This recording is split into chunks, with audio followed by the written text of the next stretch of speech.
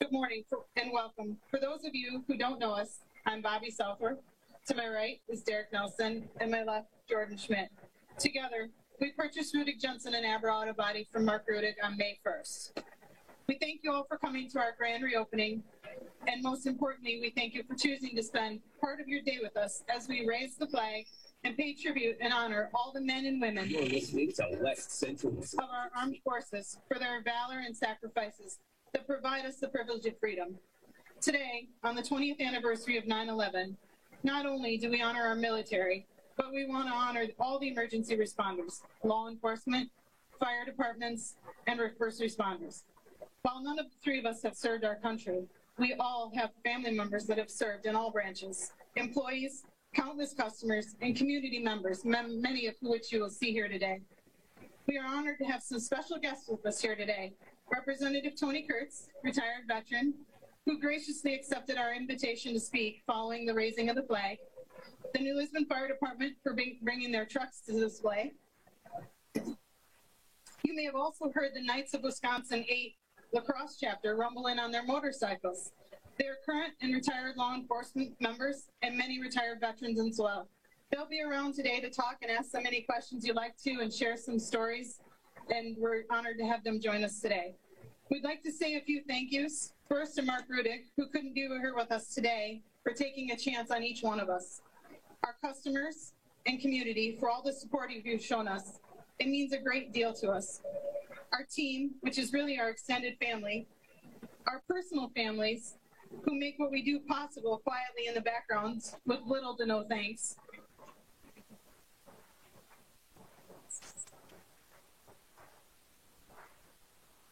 Brian Granger and Lynn Willard for getting this flagpole and flags up. Without them, we wouldn't be able to have this ceremony at all today. Our community partners, WRJC and Image Pictures Media, the New Lisbon Legion Post 110, and Veterans Committee and spouses for selling and serving lunch today. We provided them with all the food, so every dollar you give them will go towards the New Lisbon Veterans Memorial here in town. Last but certainly not least, I would like to introduce the Color Guard, representing the New Lisbon Legion Post 110, Mauston Legion Post 81, and Camp Douglas Post 133. As they prepare the flag and raise it, please place your phones on silent and join us in a moment of silence to remember those and never forget who gave the ultimate sacrifice to their country and all those that didn't get to go home 20 years ago today. We thank you all so much for being here.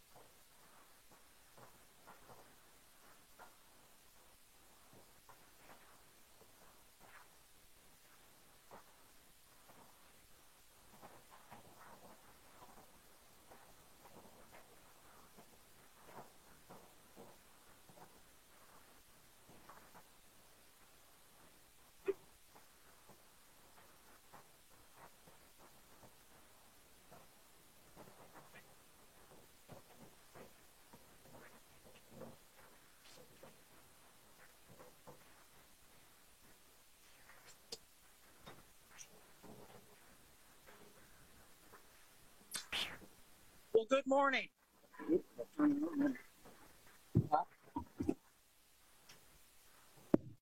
Well, good morning. My name is State Representative Tony Kurtz, and it's an honor to be here today to speak on this grand reopening, but also, most importantly, to honor what happened 20 years ago that literally changed our nation. I would be remiss if I did not thank our honor guard. Wonderful ceremony. Thank you for everything you do. Thank you for your service. And if you would please give them a nice round of applause, if you don't mind.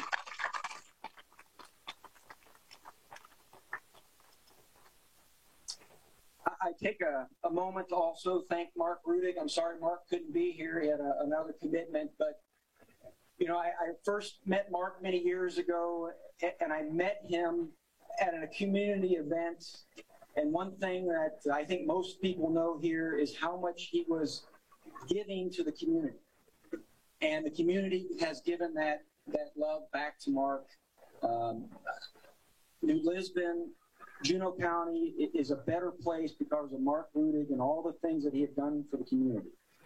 And I am very proud that Bobby, Jordan, and Derek have taken that helm, because I know they will do the same thing that Mark has done over the last 40 years. I know they give back to the community. And thank you for doing that.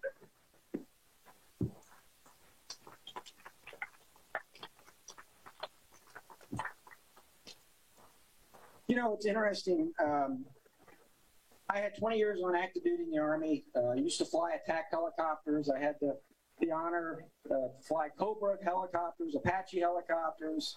I served twice in Iraq. Did a little stint in Afghanistan.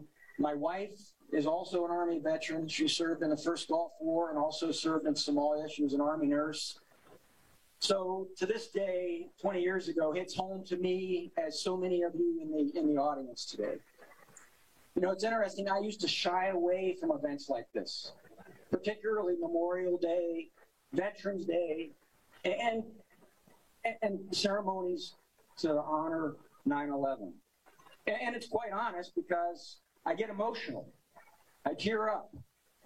And, you know, I'm 54 years old. I came from that generation as you're not supposed to cry. But sometimes emotions take over. And so I'll give you a fair warning. If I break down today, that's why. Because this is too important to let my own emotions not show. Each and every one of you have a reason why you're here today. And we have to make sure that the reason you're here today is shared with others, so we don't forget what happened 20 years ago.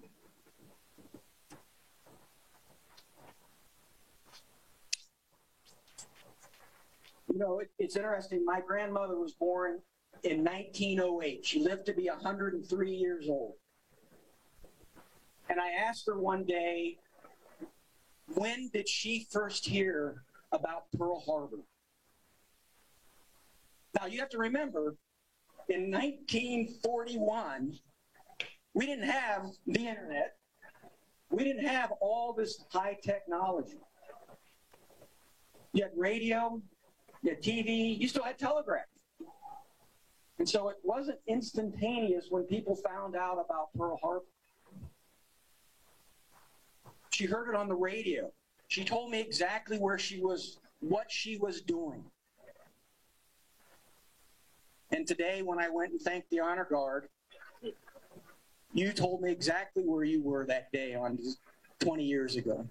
So each and every one of us in this audience know exactly where you were 20 years ago today. I was sitting in a classroom in Fort Rucker, Alabama.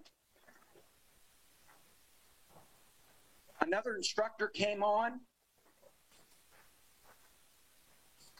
He had tears in his eyes. Turned the news on, and it was like a bad dream. Think about it where you were I'll guarantee you, each and every one of you, if you were alive during that time and old enough, you knew exactly where you were and what you were doing. And I bring up my grandmother because, once again, 1941, they had to find out on the radio. We watched it live. Watched it live. Knowing that hundreds of people were losing their lives on national TV, and we were helpless. The amazing thing about it is you had men and women that were running into those buildings. Running into those buildings, knowing that they may never come back alive. And once again, unfortunately, before our very eyes, we saw how many perished when those buildings collapsed. It's something that each and every one of us will never, ever forget. One thing about our society, we live truly in the greatest country on earth. I've seen that firsthand. In all the places in the world I've traveled, we are the finest country in the world. We are some of the most giving people in the world. And with those horrific, cowardly acts of 9/11, this nation, this country, regardless of your religion, regardless of the color of your skin, regardless of the income you came from, we came together. We rallied. And in my humble opinion, it was one of the greatest things to see in our nation. The way we unified, the way we took and put our petty differences aside and realized we are one nation under God, indivisible.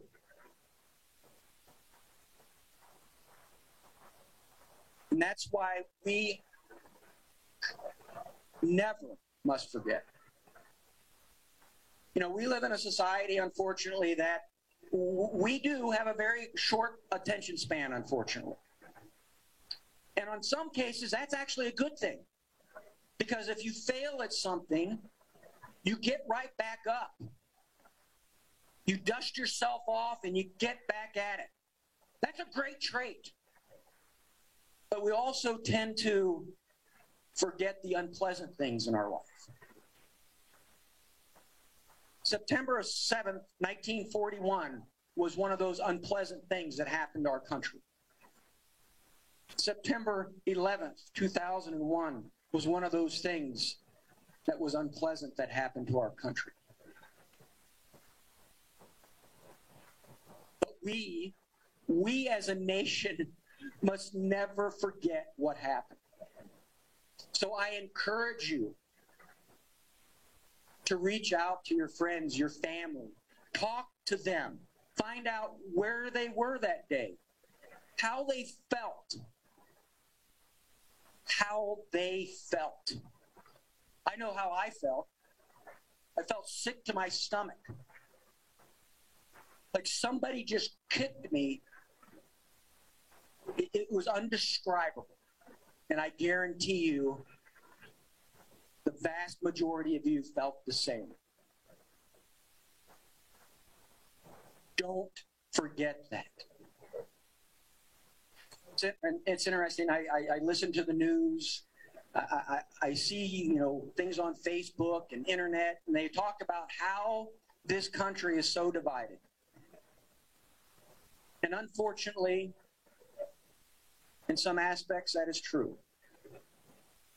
But there's one thing that each and every one of us cannot deny. We are a stronger nation together. Deep down, each and every one of us know this. We are stronger together.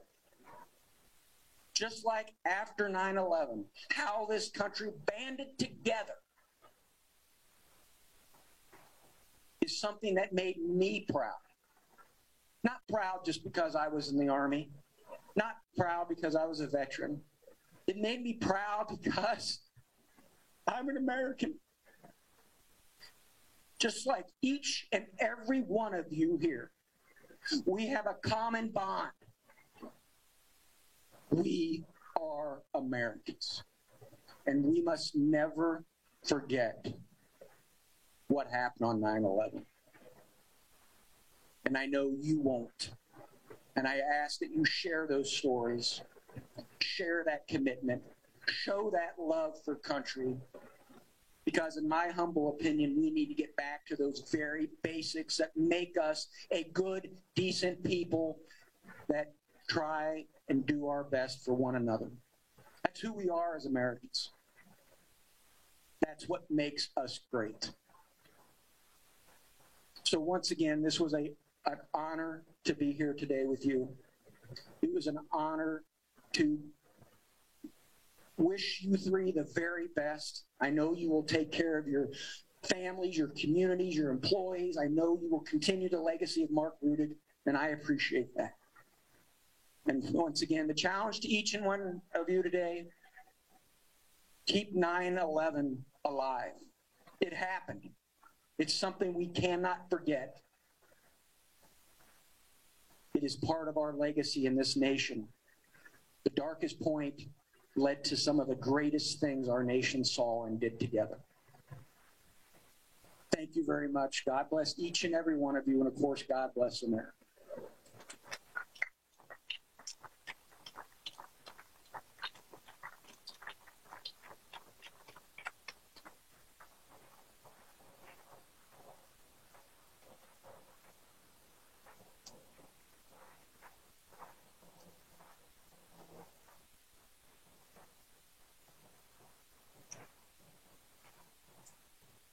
I don't know how you follow that. Thank you very much. We'll ask everybody to start going to the tent, and we're going to have a little food.